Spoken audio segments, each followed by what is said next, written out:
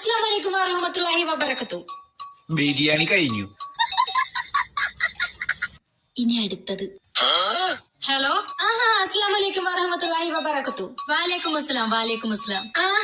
മുബാറക് മുബാറക്. അയ്യോ, ഞാൻ മുബാറക്കല്ല, മുബീനയാ. നിനക്ക് ആള് മാറിപ്പോയതാ. അയ്യോ അതല്ല, ഈദ് മുബാറക്. ഓ, ഈദ് മുബാറക്, ഈദ് മുബാറക്. പാത്രങ്ങൾ എടുത്ത് വരട്ടെ.